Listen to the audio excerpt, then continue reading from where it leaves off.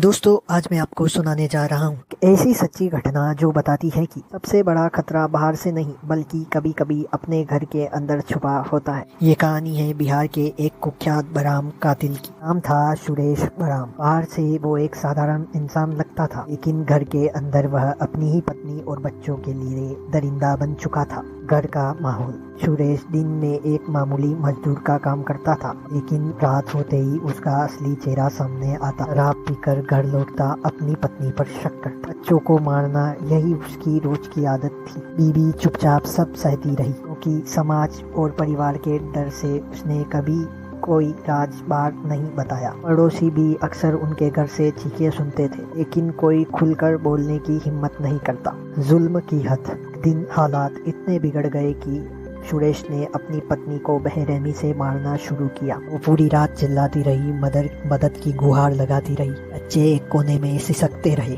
लेकिन किसी ने दरवाजा नहीं खोला।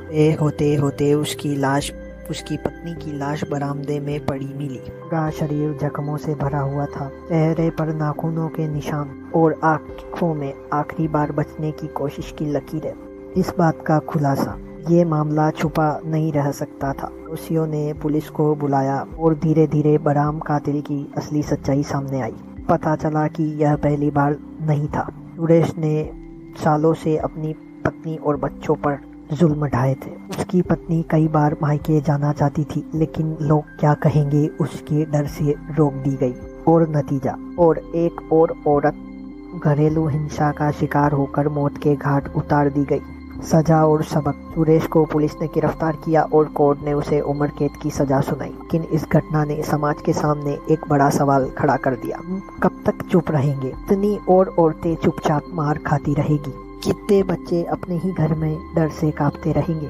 दोस्तों, यह कहानी सिर्फ एक औरत की नहीं है, हर उस घर की है जहां औरत चुपचाप अत्याचार सहती रहती है। राम कातिल जैसे लोग हमें ये याद दिलाते हैं ये असली शैतान हमेशा बाहर नहीं होते, कभी कभी वो हमारे अपने घर में रहते हैं। अगर आप भी मानते हैं कि घरेलू हिंसा के खिलाफ आवाज उठानी जरूरी है, तो इस वीडियो को जरूर शेयर करें, क्योंकि चुप रहना एक और गुनाह है। यदि ये मेरा मैसेज सही लगा हो तो लाइक, सब्सक्राइब, शेयर अवश्य।